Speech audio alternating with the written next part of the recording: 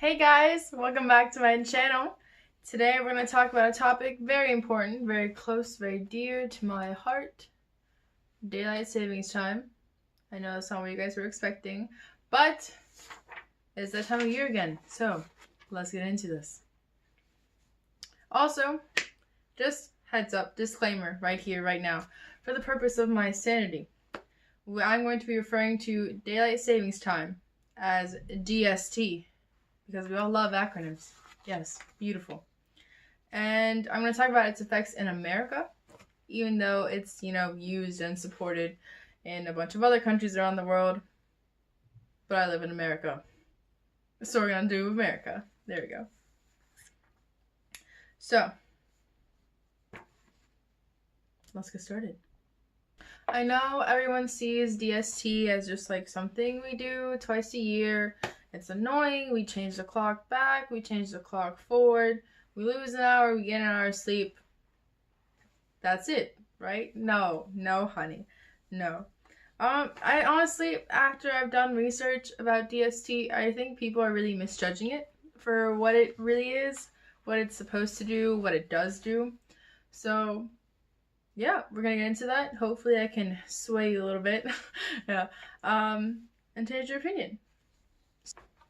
So now, on to the history of DST. Let's get on with it. So, contrary to popular belief, DST was not made to help farmers. Farmers don't need it. I'll talk about that more later. But the most famous proposal of DST was by Ben Franklin. He wrote an essay called An Economical Project for Diminishing the Cost of Light, in which he talked about saving money on candles by having people wake up earlier and make more use of the natural light available during the day. He wasn't the first to propose this. A lot of other scientists and researchers were like, yes, this is a good idea, and had research and information to back up their claims. Whereas Ben Franklin wrote this essay as a joke, meaning that he thought it was completely hilarious, that no one was actually going to follow through with it.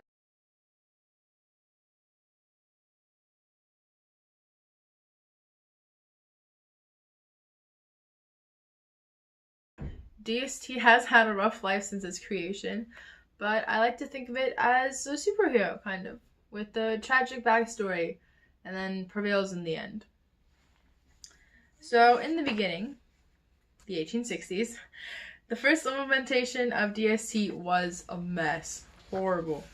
The U.S. government gave the states the chance to turn their clocks in accordance with their local solar time, based on the movement of the sun in the sky in accordance to the hour of the day. Kind of like a sundial, how that works.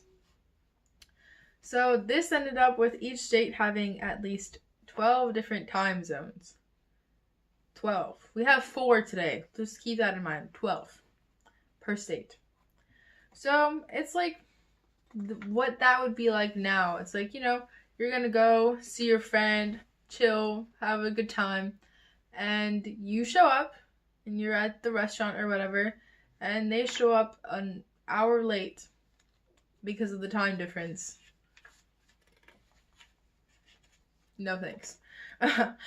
So, that's when the government was like, states, you gotta calm down. Let's pull the reins on this thing, because we need to fix this. This took a while.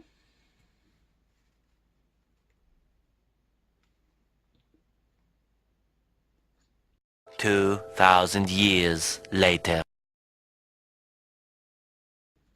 So then in 1918, the government gave the Standard Time Act to the states. This made 4 time zones, four time zones across the nation, and implemented DST everywhere. This is where the farmers come in. Farmers don't need DST, like I said earlier. Every morning they wake up when the sun rises and go to bed when it sets. This really messed them up, because if you need someone to come pick up something, come deliver something, they're an hour late, and time is money. Let's be real. Farmers hated this so much that they complained to the government, and it was eradicated just a year later in 1919. However, years later, Since we can't seem to let the clock tick without bothering it, the U.S. received the gift of the Uniform Time Act in 1966, which, with the Reformation in 2005, gave us the daylight savings time we know and love today. So, an argument for DST, where there are two main opposing sides. The opposing side, who absolutely hates it and wants to get rid of it as soon as physically possible. And those in support, who love DST and preach its benefits and want to keep it going.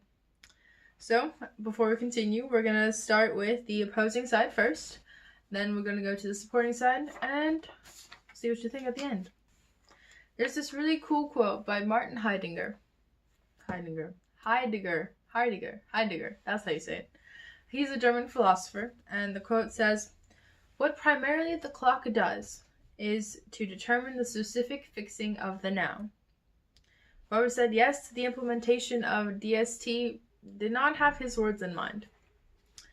By starting DST, people and the clock itself are thrown off the current time and their schedules, making the now, how a person orients themselves in time and space, not so specific. Which brings us to the opposing side. So their main points include how DST interferes with our sleep schedules, accidents rates, cyber loafing, and suicide rates. Studies have shown that losing or gaining 1 hour of sleep can really affect our bodies in the long term, since our sleep schedules are so fragile that just 1 hour, this just 1 hour of difference can change them so much to throw them off. This in turn can affect our daily routines, causing us to be tired more due to sleep deprivation and less productive and active in our daily lives. People also tend to have more car accidents, especially after the spring transition.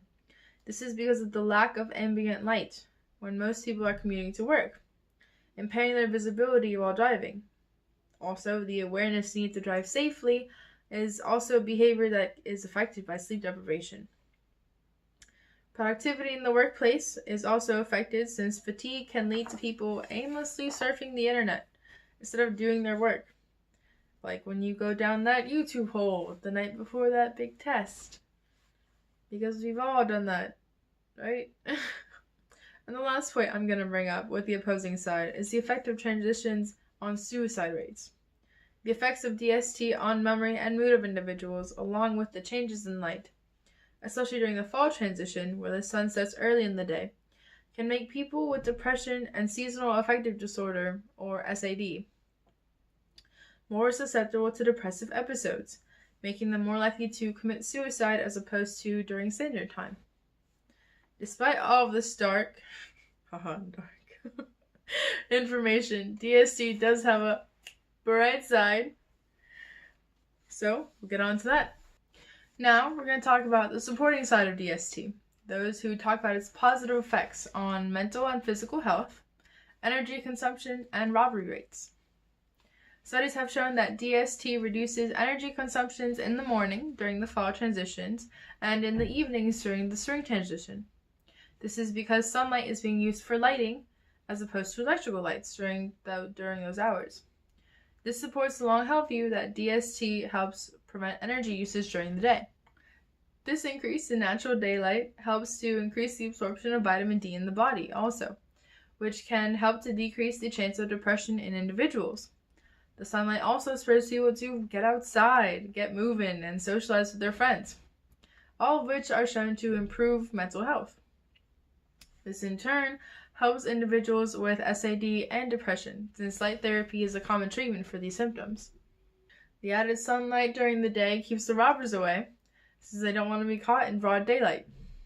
The sunlight also helps people feel safer during the evening and be more aware of any sketchy behavior that can be happening. And this leads to millions of dollars of saved money in avoided social costs from having to deal with robbery rates. Either way, action has been taken on both sides, with states opting out of DST permanently and having a different time zone from the other states when we're in DST, and the supporting side making up new solutions to try to improve this. Because even though it's great and all, there's definitely stuff that can be fixed, like I said earlier. This includes like adding transitions more or making the transitions like more subtle to make everything smoother and have less of a huge effect on the human body. Before this project, I was probably like most of you watching this, where I hated DSC. It was so annoying, and I hated losing an hour of sleep. I love gaining the 1 hour of sleep though. That was great. So, but it's like, oh, this is gross. No, we don't need this. But I'm like seeing what effects DST has and sunlight, how powerful sunlight is, and how much we need sunlight, like, to function. You know, it's like I'm a plant. I'm literally a plant. I need sunlight to live.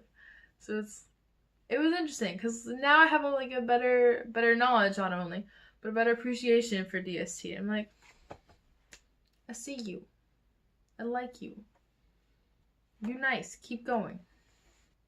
So whatever side of the argument you're on, whether you love it, you hate it, if I help sway you a little bit, that's great. Just take it for what it is. DST was not put in place to bother us twice a year. It was really put in place to help us. Sunlight has been shown to have like huge effects on our physical health, our mental health, our feelings of safety as we walk home. So, and like by forcing us to change our schedules to work around when the sun is in the sky, it was made so we could reap all these benefits. Otherwise, we would still be in the dark. So what we need to remember is that DST isn't something that just happens twice a year. It's a whole 8-month process. So by the time you watch this video, the fall transition has already happened. So just make most of the daylight we have. Work with the blinds open. Take a morning run. Make DST work for you and soak up all the sun you can. And don't forget to go to bed early. Thank you. Have a great day, guys. Oh, I'm done. I'm finally done. Yes, that took way too long, but it was okay. Editing is great. Recording is horrible. So that's an experience. But I hope you all appreciate this. I hope you all learned something. Miss Maine, shout out. I hope you like this. My YouTube career has officially started.